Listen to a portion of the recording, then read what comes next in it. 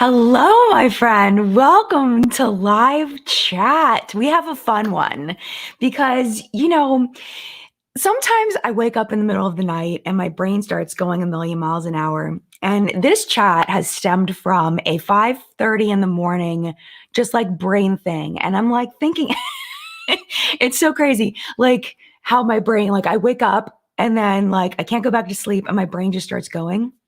So 5:30 in the morning, I woke up and I just had this thing in my head, this equation, and we're going to talk about that equation. And I pulled out my phone, I typed it in my notepad, and then I went back to sleep. But I think it's very interesting, how when something happens, let's say with a celebrity or with, an influencer or with a brand or whatever, some people think it's no big deal. Always, like no matter what. There's always people that think it's no big deal. And some people think that it's like the biggest deal, like the biggest deal. And there's this huge spectrum in between. And it's like, why? We're all watching the same stinking thing. It's the same thing. But how can people see it so differently? How is it so different for so many people? So I thought of this thing, which maybe somebody else thought of it too. I mean, I'm not claiming to have invented all of this, but it just came to my head and maybe someone else thought of it too. But I came up with this equation called the forgiveness factor, and we're going to talk about it. And you can tell me whether I'm like out of like, it doesn't even make any sense because it may not. I think it's interesting. So, but we'll talk about it. But before we do, I do want to say quickly hello to the people that are here live in the collective brain of Makeup Awesomeness. They're going to help me figure out whether this makes sense. I think it makes sense though. We're gonna see the opinions, and maybe we can even expand on it and make it even better and modify it and make it, even more awesome. Because I think anytime we can understand human nature, we can be better as a society. So let me go ahead and say hello to the people that are here live, taking time out of their day to hang out in the collective brain. Yasu Cherry, good morning in France. Good morning to you. Good morning to Christine and Cynthia and Teresa M.O. And thank you so much to the moderators who are here. I appreciate you so much. Alyssa, good morning to you, and Emily Green and Monica, good morning. Consuelo, good morning. Kimberly and classically Diana and Michelle and Azul and Casey and Marlana and Mel, good morning. Jackie C. and Aman, good morning to you. And I see a lot of people talking back and forth that I already said. Good morning, Randy. Good morning, Sarah. And good morning, Olivia and Alicia. Good morning to you. Thank you all so much for being here. If I didn't say good morning to you, good morning to you. Okay, so let me show. Okay, so this is the equation. Let me show you what it is. And then I'm going to explain.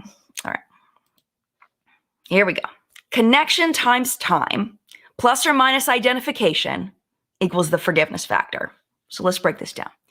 So the first part is connection times time.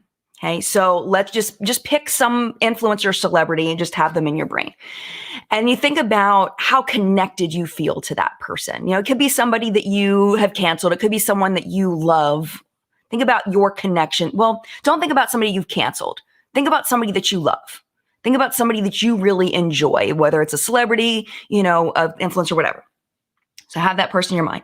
What's your connection to them? How connected do you feel? Do you identify with them because they look like you, or they're from the same place as you? Or maybe, it's something that they said. Maybe they work in the same field as you. Maybe they have kids and you have kids. Maybe they like the color blue and you like the color blue. I don't know. What is your connection? How strong of a connection do you have to that person?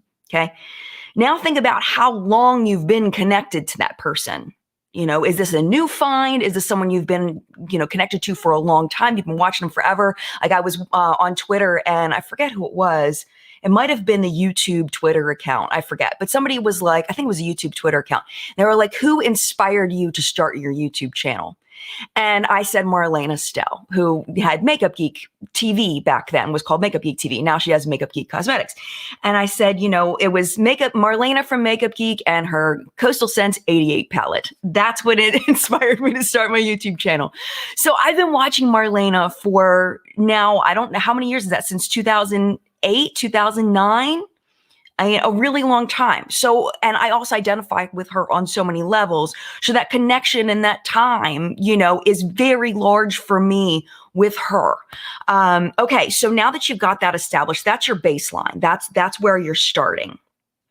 So then an event happens. Okay. Maybe the influencer says something or does something, or is at a party without a mask, or, whatever. Something happens where there's an event. Okay. The event happens. And then it's all about identification. In that situation, who do you identify with?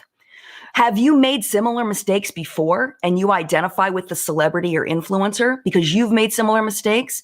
Or you kind of understand where they're coming from. Like you get it. Like you get that people are upset, but you kind of get where they're coming from and you identify with them. Or do you identify with and I can't think of a better word than this, but victims, okay? Victim is a very strong word for what I'm trying to say. It could be a victim, but it could be just, it's whatever group was offended or upset or irritated or, hurt by whatever this person did. Do you identify with that group? Depending on if you identify with the influencer or the celebrity, that's going to increase. It's the plus identification. It's going to increase your loyalty to that person. But if you identify with the quote unquote victims, then it's going to take away from that baseline that you had. And then that's your forgiveness factor. So if you've built up this connection and this time, even if you have a strong identification with the quote unquote victims, because you've built that strong base, you may still forgive that person and not cancel them. But if you haven't developed that connection, if you haven't been following with them for a long time, you haven't built that strong base, then you identify with the quote unquote victims, then you're less likely to forgive and cut that person out of your life. So that's the forgiveness factor. That was my 5:30 a.m. thought. So now I'm curious to know what you all think of it, because I'm just kind of, I think these things, sometimes they make sense and sometimes they don't make any sense. So I'm curious to know what you all think. Let me take some coffee real quick. Yeah. I was thinking this too, Haley. It's almost scary how you can apply this to toxic family members and friends too. Oh, absolutely. Absolutely. It's very hard to cancel family members, to cut family members out of your life. I mean, you've had that connection for so long, even if someone's done something awful, Yeah. Susan says it's entirely dependent on what actually happened. Oh, totally. It's the event. Yeah, Christy says the same thing. It completely matters what it is the person did. Absolutely, because it's going to be that plus or minus. Okay, Mrs. Unnecessary says, I'm more of an independent thinker than a victim group follower. But the thing is, though, I think this is an interesting point. It's not necessarily following the victim group, or I don't like calling it victim. Victim isn't a good word. The people who have been harmed, it's not necessarily following those people. It's whether you identify with those people, whether you can relate to those people, whether you feel like what this person did really hurt people, and you identify with that group and how bad it was. If it was just, you don't see it as being that big of a deal versus if you see it being a really big deal. And you can be an independent thinker and still identify with people that were hurt by something, that's my thought. Scroll on down.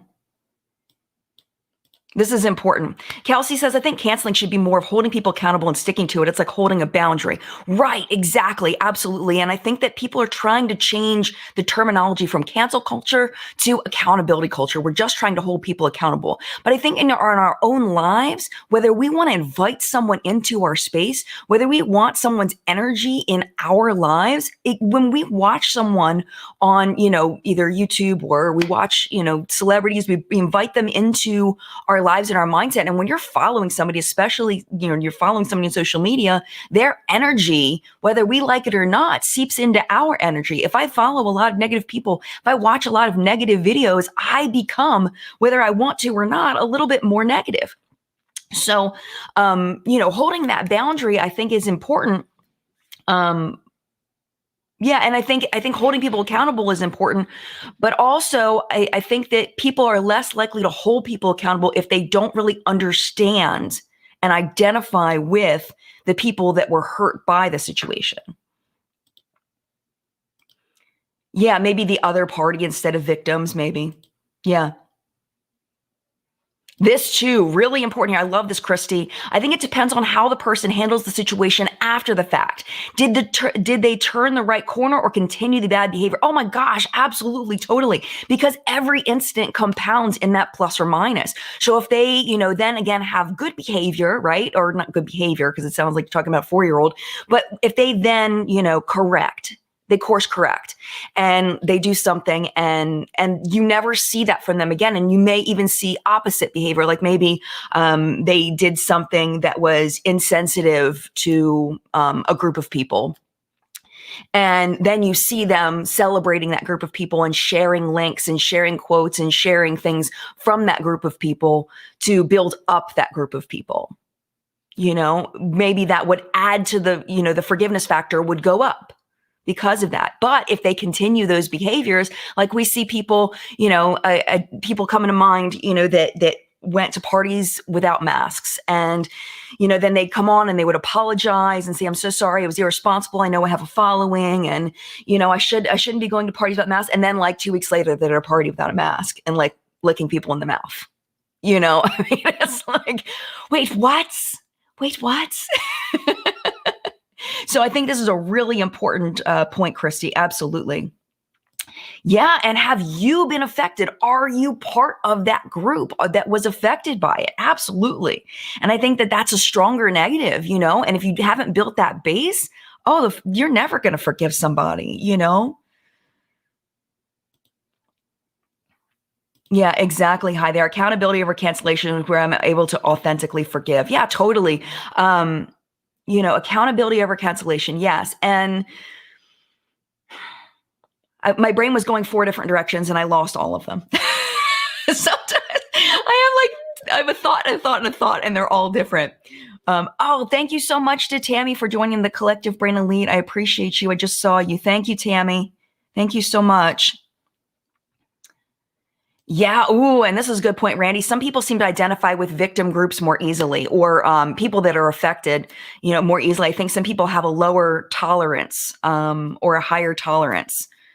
I don't know if tolerance is the right word either, but have more empathy is probably a better way of saying it. Have more empathy for other people that may be in different situations. Some people will see a hurricane happening or a tornado happening and go, oh my gosh, that sucks for those people. And some people will be like, oh my gosh, what can I do? Thank you so much, Jennifer. She says, don't forget to like this live. Thank you. Oh, thank you, Haley. I appreciate you. Thank you. Yeah, here we go. Very important, Taylor. Taylor says there's so many influencers and so many brands. If someone messes up, I take my money elsewhere, whether I personally harmed or not. Yes, I think that you are not alone. Absolutely. Absolutely.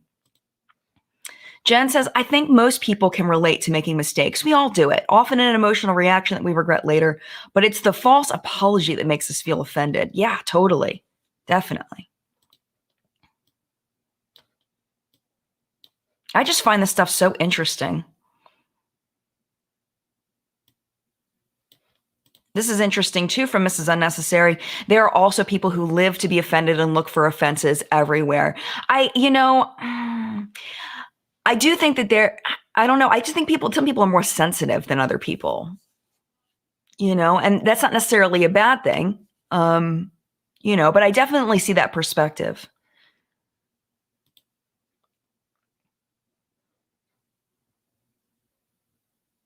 Yeah, here we go. This is interesting. Randy again. Randy says, I think part of the problem with cancel culture is the focus on punishing the person who did wrong. It's not just unsubscribing, it's publicly dragging people, sending threatening DMs, etc. Oh, yeah, I think it's a really, really important point. Because when people are hurt, they want to hurt back. It's like, you did this to me, you made me feel this way. Now I want to make you feel a certain way. And I don't necessarily think that that's productive. I've seen that happen. I've had that happen to me. I've been on the other side of it, and it's really, and I can only imagine people that have very large platforms, how hard that is. But at the same time, and then you are playing the victim, when you're the one who you were the one who made the choice that led to people being hurt. And now people are coming after you. And if you say, please stop coming after me, it's hurting me, then you're playing the victim when you caused it. So there's like that line there is, I think that's a whole nother topic that we could spend so much time on. And this is my personal choice. When I see something happen, I used to sometimes leave a comment and say, hey, I don't agree with this. I don't think this was a good choice. But I try really hard not to do that unless I feel like I have something constructive to say that might help the person understand what they did a little bit better, I guess. I don't know. If it was like a personal, I felt more of a personal thing. But yeah, I think publicly dragging people, sending threatening DMs is always wrong, in my opinion. You know what? I don't know if I agree with that though. See, I'm saying it's always wrong, but I don't know if that absolute is like, I don't know about that now that I said it. I think sending threatening DMs is always wrong. That is always wrong. And I guess it's just kind of the point of the drag. I don't know. It's like, because it's hard to make a blanket statement because there's such a range of this person maybe said something not quite the right way versus somebody committing a crime, for example. There's such a range here. There's such a range. And there's so many variables. There's so many levels of it. But that's such an interesting point. And I'm definitely guilty of having live streams where I'm publicly talking about, mistakes that influencers have made and kind of dragging, and being a part of that, which I'm not proud of. And I'm, being very selective where I do those things now, because I feel like sometimes in the past I've, publicly dragged where it really wasn't necessary. So. Yeah, Just Jordan says we all have to be willing to understand the impact matters more than intent. And I think when you're in it, it's hard to see that. It's hard to see like, oh my gosh, like I didn't mean to. Like we talked about earlier in What's Up in Makeup today, if you haven't watched it, about Kylie Jenner and how she donated to Makeup by Samuel's GoFundMe. And her intent was to help Makeup by Samuel by donating $5,000 and then sharing it to see if anybody else wanted to donate. And, people were like, are you kidding me? You're asking people to donate when you have tens of millions of dollars? Like, what the heck is wrong with you? And I'm sure she didn't think about that people would see it that way. So when you're just like, when you're there, you're like, oh my gosh, all you see is your own perspective. And it's easy to get caught in that and not be able to see the impact. So I think it's what I've learned is to take a step back at that point and take some time to feel, what I need to feel, but also try to understand the impact. When you have a platform, we call it a platform, when you have a bunch of people you're talking to and you're sharing information with, you have to understand that there is an impact there, whether you want to or not.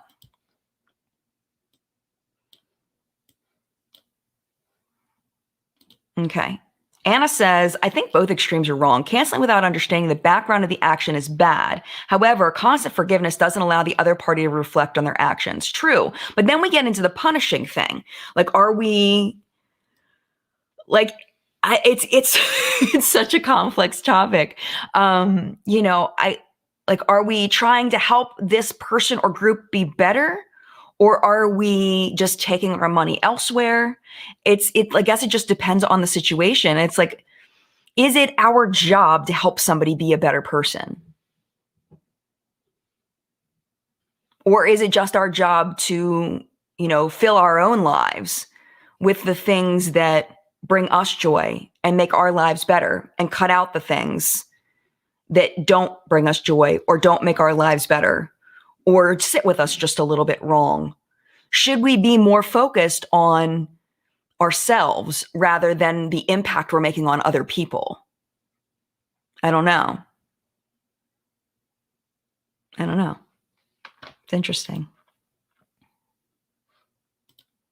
Yep. Haley says Kylie came out and said she donated $5,000 from the 6,000 goal all the way up to 10,000. Yes, that's what we talked about in What's Up in Makeup. If you want to know the full story of all of that, I do cover it in What's Up in Makeup. There's a timestamp. You can skip right to it. But yes, she gave $5,000 when there was a $6,000 goal. Not everybody's going to watch What's Up in Makeup, so I appreciate that she brought that up.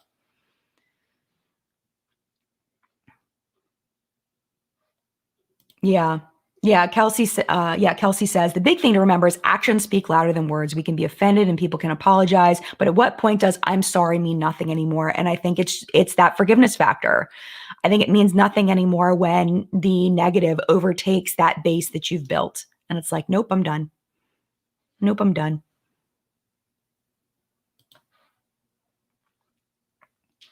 Yeah, exactly. Exactly, Rochelle. I think a mistake is one thing, but when it's a pattern of actions, it's hard to be forgiving. Oh, totally. Totally.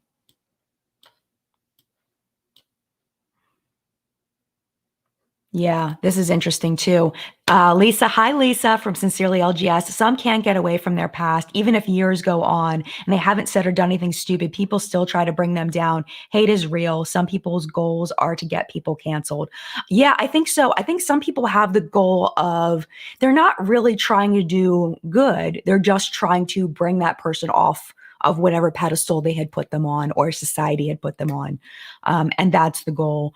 And I do think that it's kind of sad when, but you have to take, I was going to say, I think it's let me finish my one thought. I think it's kind of sad when someone does something and then, I'm talking about not something criminal, makes a choice. And then 10 years later, they're still being held accountable for that thing they did 10 years ago when they have shown growth. And that they've learned from that mistake. But at the same time, when we make a mistake publicly, that is the consequence, unfortunately, of making a public mistake. And it's just something we have to accept, unfortunately. But it is what it is. We have to take responsibility that we did that thing, and people are going to bring it up forever because we did that thing publicly.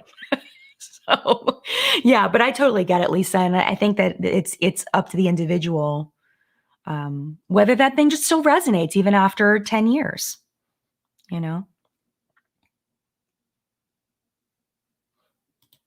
Yeah, Tiffany. Hi, Tiffany. Tiffany says, yes, it's our job. That's part of the basis of a traditional society. How else are people going to grow? Yeah. And I think that's as far as like holding people accountable. It is our job to hold people accountable. Yeah, I think so too. But I think that if the person doesn't get why they're being held accountable, if they don't get why they're being canceled, I don't think it's going to do anything.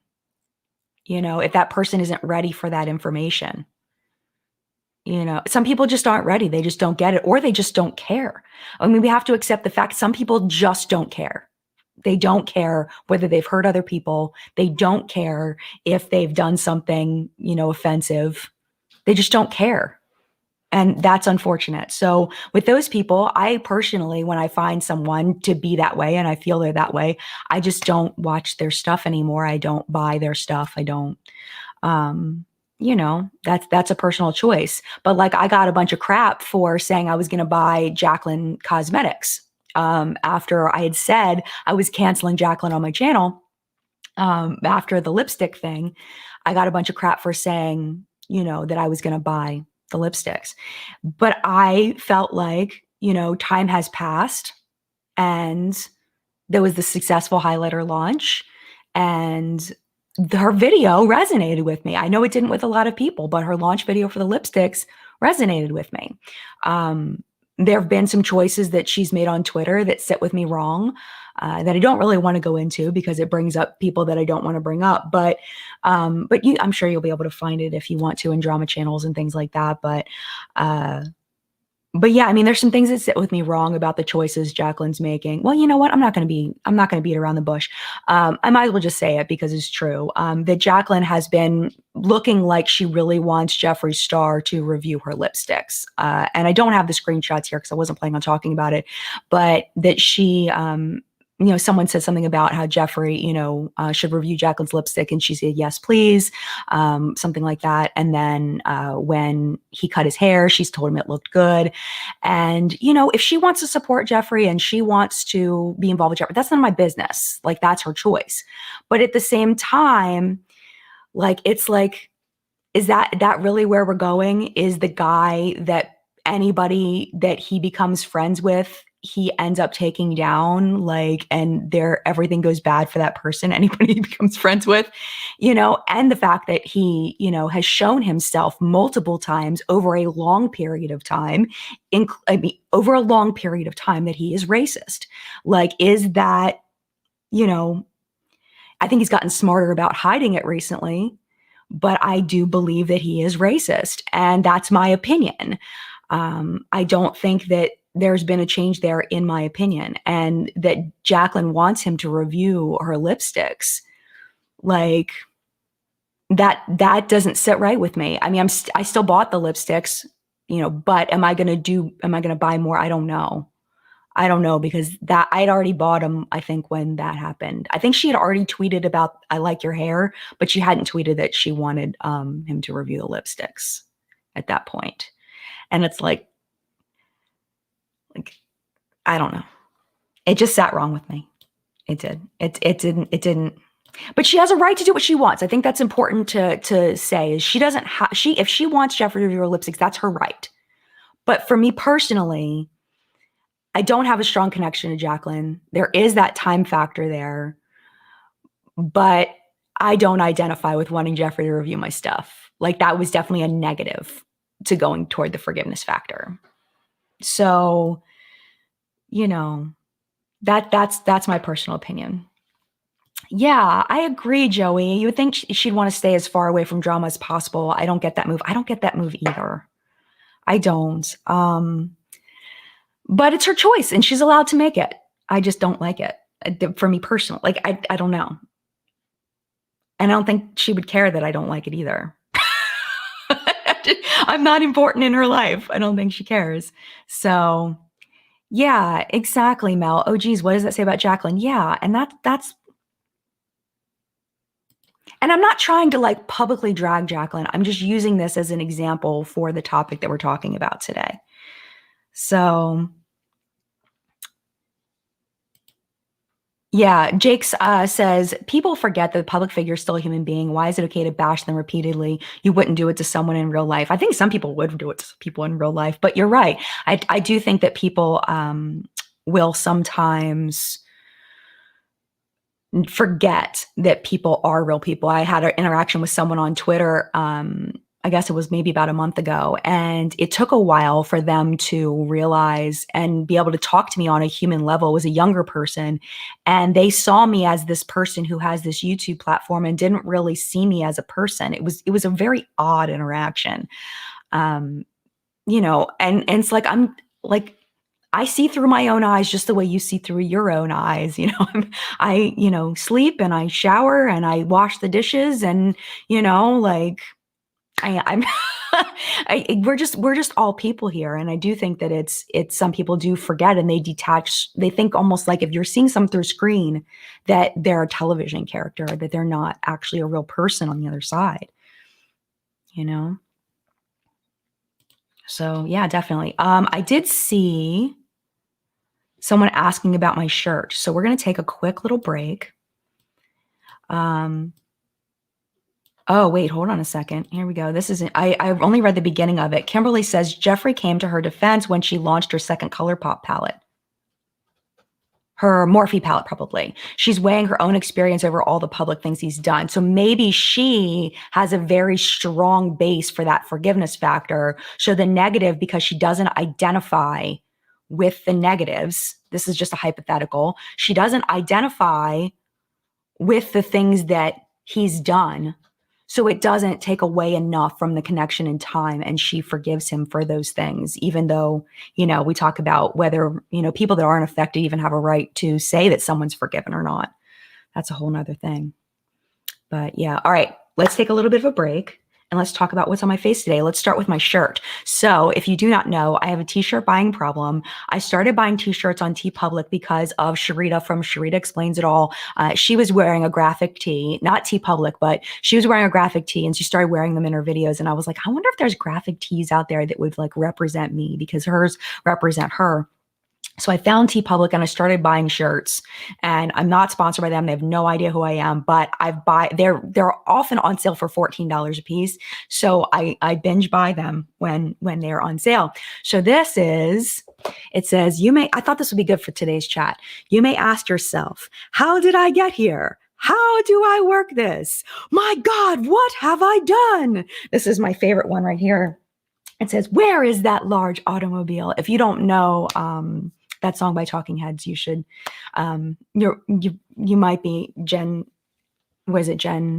millennial or probably older millennials will probably know that song, but Gen Z probably won't. But it is such a great song. And the video for it was like revolutionary at the time. So it's such a good song. So I really like this. I just thought it was funny with the wheel and everything. Let me just show you the whole thing, just in case you wanted to see the whole thing. But yeah, it's very fun. Okay, let's talk about what's on my face today. So if you watched What's Up in Makeup last week, I got the ColourPop Naturally Glam collection by Allie Glines. So I decided to play with it today. So that's what's on my face. It's the That's Taupe palette by Allie Glines, by ColourPop. And I have this shade, a little bit of this one and this one. And I think I put this one in my crease. And it's a very nice, natural, it's a very Allie palette. It's a very Allie palette. Excuse me, very Allie palette. On my face, that's purchased. All the ColourPop stuff is purchased. On my face, this is PR, the Pure 4-in-1 Tinted Moisturizer. It's a nice light to medium coverage. I'm really, really loving this concealer by Pure that they sent. This is the Push Up 4-in-1 Sculpted Concealer. I would say this is a medium, can be built up to full coverage, but what I like about this is it doesn't settle into my fine lines, which I love because it's not a super thick concealer, which is really nice. On my cheeks today, this is purchased. This is from Collab. It's the Just for Fun. I'm pretty sure they did send me PR at one point, but I think I purchased this. This is called Soft Spot. Oh no, Just for Fun. This is Soft Spot Sheer Blush by Collab. This can be purchased at Sally Beauty. I really like this line of products. And then I also use the eyeliner that was part of Allie's collab. This is the cream gel liner in the shade Honey Dude. That's on my waterline. And then I used on my upper lash line. This is PR. This is the M Cosmetics. This is illustrative eyeliner brush in brown. Brush tip brown. Yes. This is a fantastic eyeliner if you're looking for a really good brush tip eyeliner. Fantastic. This is also PR. I'm testing these out. This is Dusty Rose by Koki. This was, I just said was PR. And then also I used Millie from the Samantha March collab. This is her lip gloss. It's like a sparkly. If you did not see What's Up in Makeup, just a quick shout out to my friend Samantha March, who is coming out with another collab with Ofra. And I just want to show you the PR box, which can be purchased. And it's so cute. And then this is the palette. If you want to know more about this, you can watch What's Up in Makeup. Samantha has a whole video on it, but I use this for my eye look for What's Up in Makeup this week. And then there's a lip set. This is the Sam Squad lip set. So yes, that is what's on my face today. So let's see what else you all are talking about. And we can keep with the same topic. I'm going to go ahead and take the banner off. We can keep with the same topic, or we can go to something else. It is totally up to you. Interesting. Hi there says that eyeliner disappears and smudges so bad on me, which is a bummer because I love the brown shade. Oh, I forgot to mention I'm wearing the brown mascara from ColourPop that was part of Allie's collection as well. And it went on very nicely. Nice length, a little bit of volume, but mostly length. It was very nice. I enjoyed it. But this is my first time using that eyeliner, so I'll have to keep my eye out for that.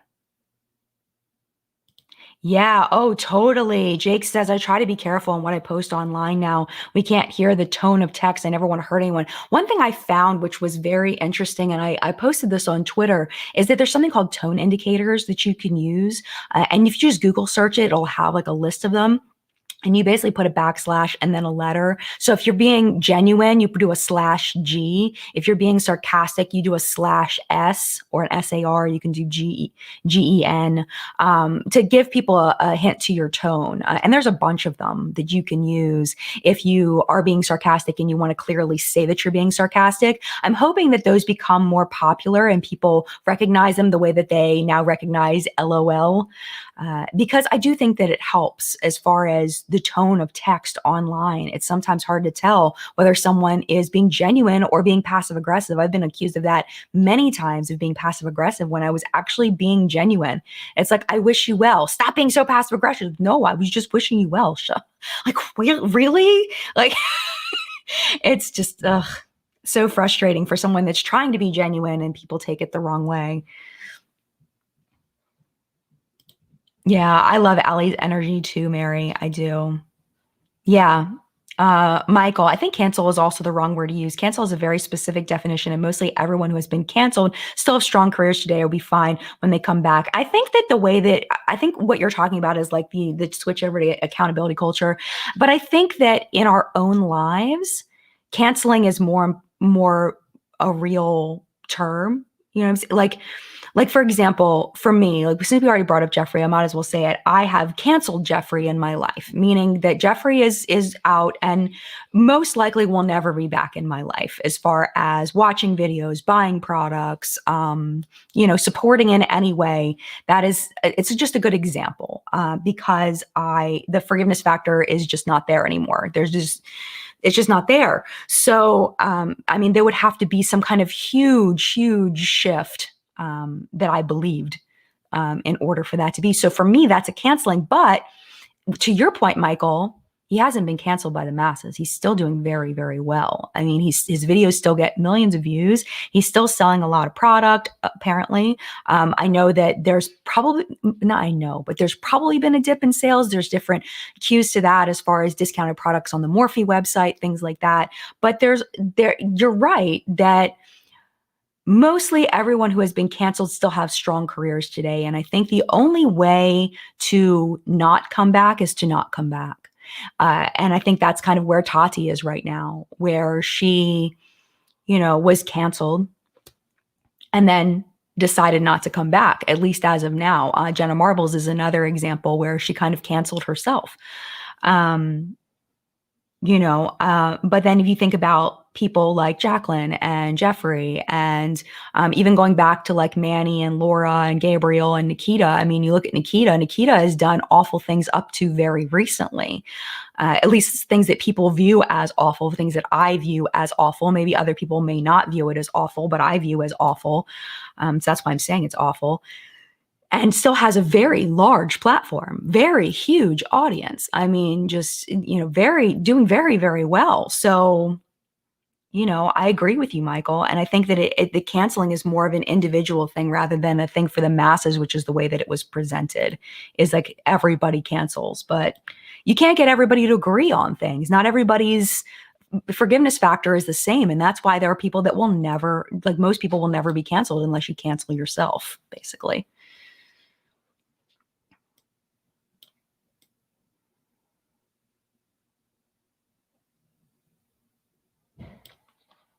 Yeah. Yeah, Christy agrees. Just the only person that cancel person totally is themselves, definitely. And there's definitely been people that I've seen in the past, I don't want to name names, but that have had gone through a situation where they were canceled and then just never stopped talking about it. They just kept bringing it up and bringing it up and bringing it up and bringing it up. And it's like, would you stop bringing it up? Because it's like, people are trying to move on. I get that it still bothers you. I get that it still upsets you. But at the same time, it's like, you're never going to be uncanceled if you don't stop talking about it. Like, just move on. Like, and I think the people that move on faster are the ones that are forgiven faster by, upping their forgiveness factor by, a lot of people. My contacts. I am getting new contacts. I have an appointment tomorrow, finally, after like 6 months of dealing with these contacts. I'm going to get a new brand. Remind me which brand I'm supposed to get. It's been like 6 months since we had this conversation about contact lenses. If you remember that conversation, what contacts? I have astigmatism, so what contacts was I supposed to get? Because I forgot. I could Google it, but I remember y'all told me what contacts to get, what brand. This is interesting. Karen, cancel culture. Everybody has to talk about it. How about if you don't like it, don't buy it. And if you don't have to broadcast it to everybody, just do it if it makes you feel better. Oh my gosh. Yeah, totally. And I think it's important for people to express why something hurt them. I think that that's important because we may not understand. Like, for example, if something hurts Black women or Black people in general, it's important for people to speak out about that so people that aren't Black can understand that perspective. I think that's really important. But at the same time, I do see what you're saying as far as, if you don't like it, don't buy it, don't have to broadcast it to everybody. I see that perspective in other situations too, but I do think that it's important when you're part of a select group that is specifically offended by a specific thing, it's important to share that experience. So I do agree with that to an extent, absolutely.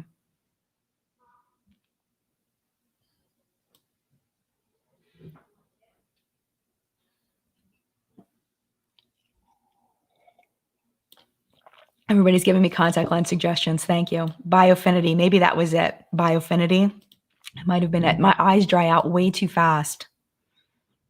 You know what I read too, which is off topic from our topic, is that some makeup may be drying out our eyes and causing like a dry eye issue. But I need to read more into that. Yeah, this is interesting. Maria, the thing that confuses me when a person leaves YouTube, but she's still making money on all of her past videos, if you're leaving, shouldn't you really delete your entire channel? I see that perspective, but at the same time, like that is work that was done kind of thing, like I don't see that you have, and plus like, okay, so let's talk about Tati specifically because it's easier to talk about this with a specific person. Okay, so like I don't know if you're talking about Tati, but let's use Tati as an example. So she worked for how many years making thousands of videos? I don't see why she should take her videos away from the people that may still enjoy them. It's like somebody might say, oh, I remember Tati made a video about that a while back. Let me go back and watch that, or people that just miss her in general and have that high forgiveness factor. And want to just go back and spend some time with Tati. I think taking away those videos from those people, to me, I would not want that for people. And I also would want Tati to continue making money on work that she's done. Those videos have been created. The work has been put in. I would say they should stay up. I think they might be talking about Jenna Marbles. Oh, Jenna Marbles. Okay, gotcha. I'm assuming that. Okay, Maria talking about Jenna Marbles. Maybe. I mean, I think that it would apply to Jenna too. I think that would be really sad for people that miss Jenna, especially since she really did kind of cancel herself. She wasn't called out for anything. She just recognized something in her old content that she didn't agree with, and she decided to leave. I don't know. I would be sad about that. That would make me sad.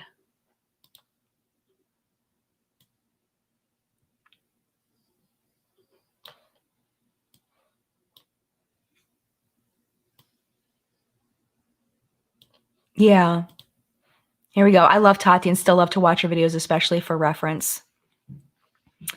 Yeah, this is interesting, and we can kind of talk about this in context.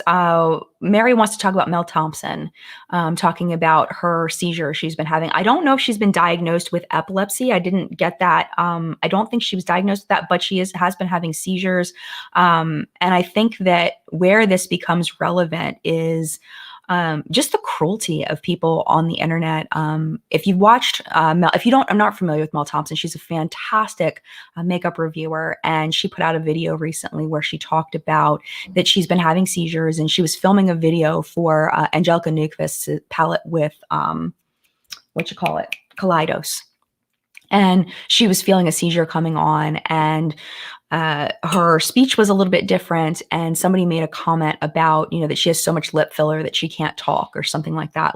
And you could just see when Mel said it, like the pain that comment caused her. And I get comments like this. I was just venting about this on Twitter yesterday. I get comments like this where they hit in a different place. With Mel, it was because of her health, and she was dealing with some other things. And I think, Mel was very brave to share that story because it's very personal. It opens her up for more attack from people that just have no empathy or sympathy for her, which breaks my heart because she is one of the nicest people. But people are just cruel. People can be, I don't get that. People can just be so incredibly mean and not realizing that there is another human being on the other side. And when you type something and you hit send and you go do something else, it may be out of sight, out of mind for you, but you may have just created something that's going to linger with that person for hours or weeks or months, or maybe even the rest of their life. Your comment may linger with them. It may be a traumatic thing where they think about it all the time, that you said that to them, and maybe you've moved on because you were able to detach and write your comment and move on with your life, but you've caused damage in a person. And I don't necessarily think people have a grasp of that sometimes, and it's upsetting. It's very upsetting.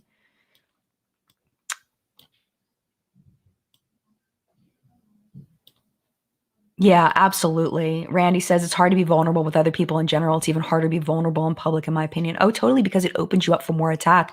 I forget who I was talking to, but they were saying that they have kind of a persona that they put online, that it's not really them. It's not really who they are, because they have to protect who they are.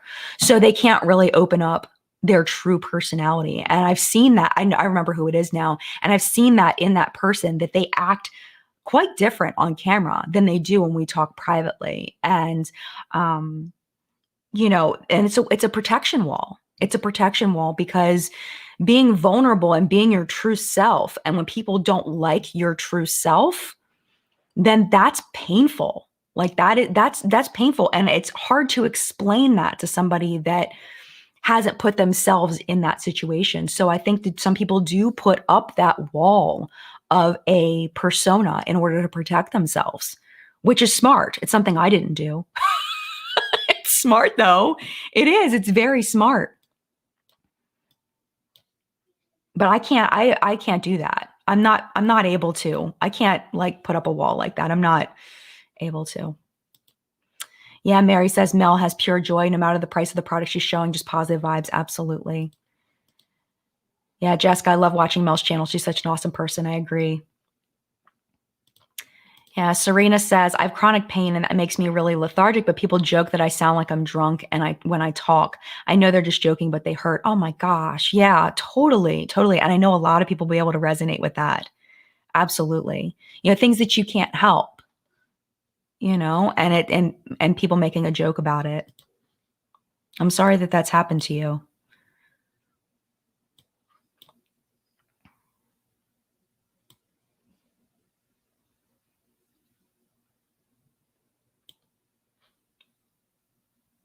Yeah. Yeah. Angie says, I also think sometimes you can say something to a person, meaning it sarcastically, but they take it personally. Some are just not thick-skinned. Yeah. And sometimes things just hit a nerve. They just, they hit you in a different way because this is a thing that you have. This is a thing is a soft spot, a weak spot. And then someone says something sarcastically or not meaning to hurt, just as a joke. And it just hits that nerve, So, and you're also right. Some people are just not thick-skinned. I am not thick-skinned. I've been working on it, but I am not. I try really hard, and I try to I talk to John, and we try to build up my skin, and it's not building. It's built some. I have to say it definitely has built some, but I think that's always going to be a struggle that I personally have with not taking things personally. I try really hard though. I'm working on it. I'm working on it. Yeah.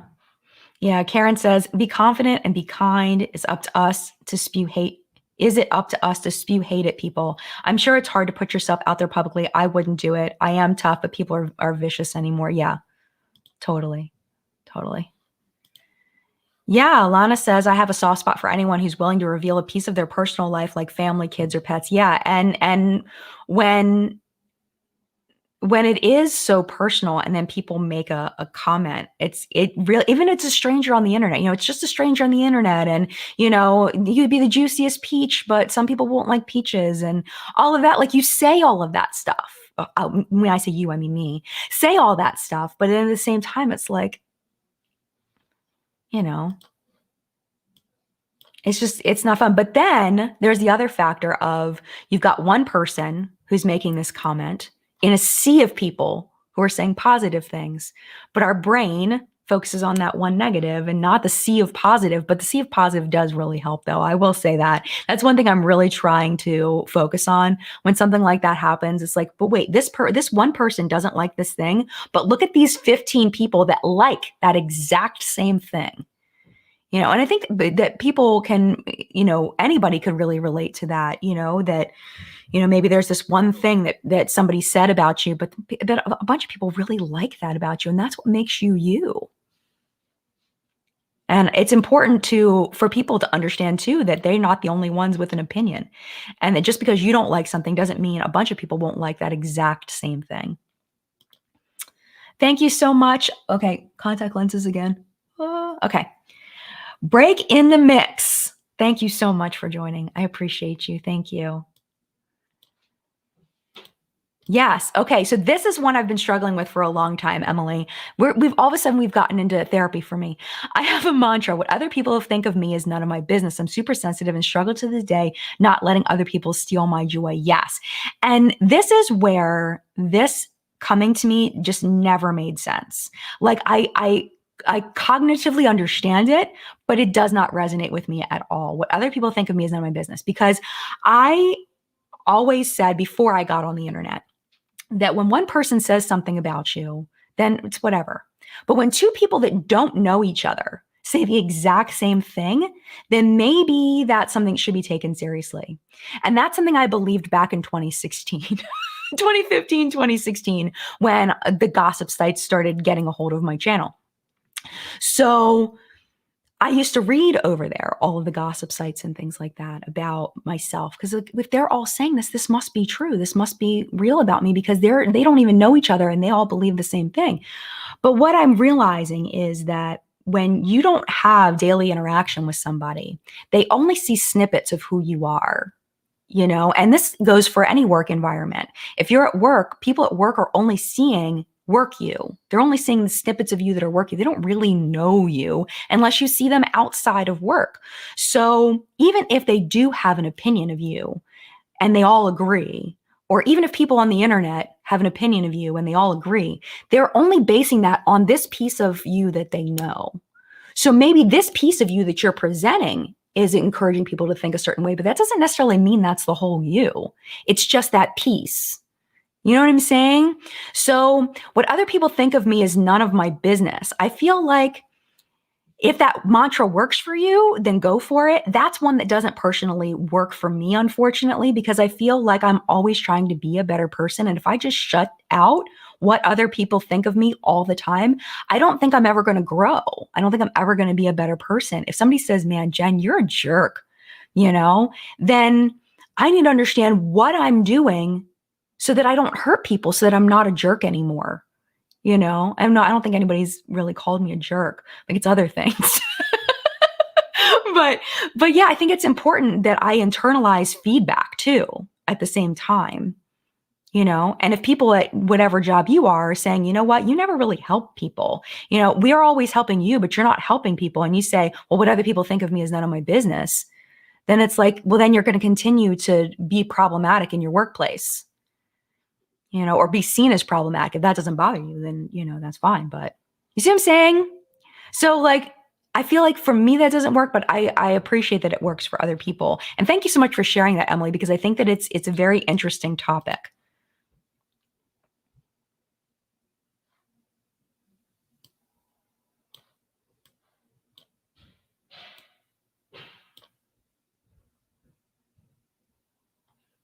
Wow, this is interesting. Callie says, when I was bullied in high school, I became the awful person they said I was behind my back. I accidentally fulfilled it because I cared so much about their criticism of me and lashed out. And that can definitely happen. That can definitely happen.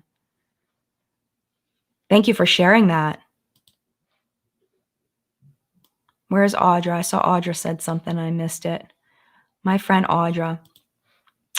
Audra says, I have a leg up as a neurodivergent as ND person. Strangers hating me doesn't bother me, which I admire so much in Audra.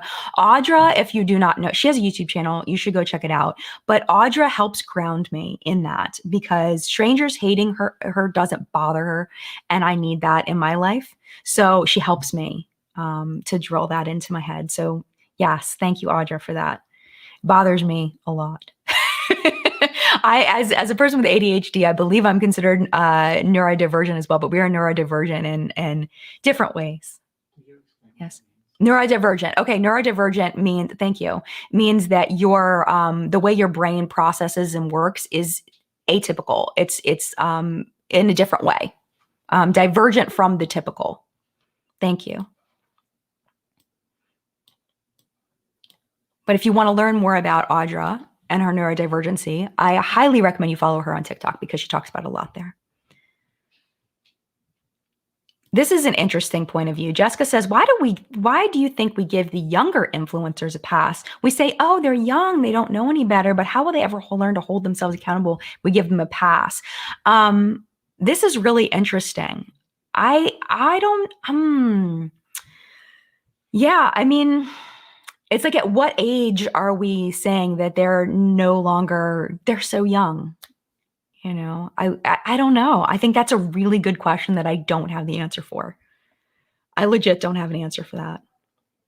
That's interesting. That's very interesting. Maybe someone in the collective brain can answer you because I don't have an answer for that one. Hi, Indigo. It is hard to do that when you're a public figure because what other people think of you could hurt your livelihood, and you do need to take some feedback. My job is similar in that way. Thank you for bringing that in because I think that's an excellent point. What other people think of you could hurt your livelihood. Totally true. Oh, absolutely. And the way that public figures present themselves is a huge part of the livelihood now, especially with what we were talking about quote unquote cancel culture or quote unquote accountability culture. If you show yourself to be a certain way, people are going to either support you or not support you. So that feedback could impact your career. Yeah, excellent point. Thank you so much for that. I love when you're here. Thank you for being here. You're here almost every week, and I just appreciate you. Thank you. All right, we've got about 2 minutes left, so let's go ahead and wrap this up. Okay, Emily says it wasn't meant to describe feedback. Yes, and I think, yes, and I agree. I understand, Emily, absolutely. And I think that,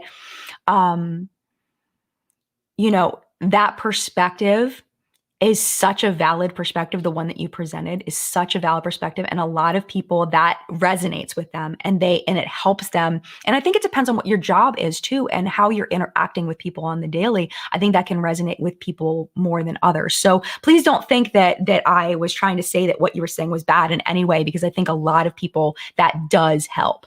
Absolutely. I don't want you to feel bad about this at all. Oh, Tina is here from the Fancy Face. If you do not know, Tina just crossed 100,000 subscribers on YouTube, and she's amazing. So if you are not subscribed to Tina, you can now be subscribed now that she has now gotten to I'm just so happy for Tina. You're missing out if you're not subscribed to Tina, just so you know. Thank you for being here. All right. Let me see. Any last thoughts Yes, here we go. Break in the mix. Rejection sensitive dysphoria is common in ADHD, and I'm working through it with my therapist because it affects me with how I care too much about how others view me. Yes, and rejection sensitive dysphoria is something I became aware of this past summer, and it is something that resonated with me so hard that it made me cry. Um, and I'm getting choked up even just thinking about it now because I didn't realize there was a name to it. I didn't realize because you only see things from your own point of view. So when you realize that that the way your brain works is different and you're extra sensitive, more sensitive than other people.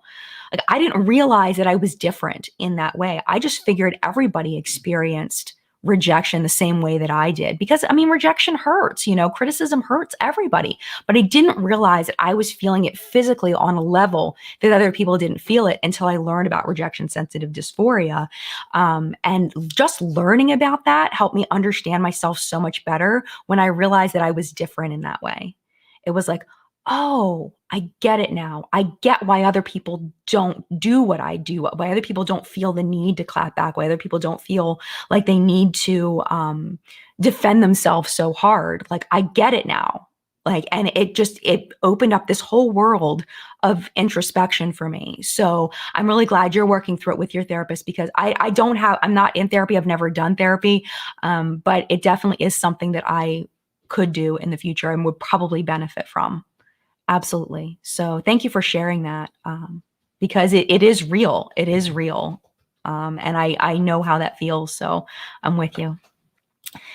I feel like we kind of went down like a bummer bit of a route, but let's end on something happy here. Okay. I just thought, oh, Tina, thanks, Jen. Being soft skinned actually makes you who you are. You're honestly, Jen. Hold on.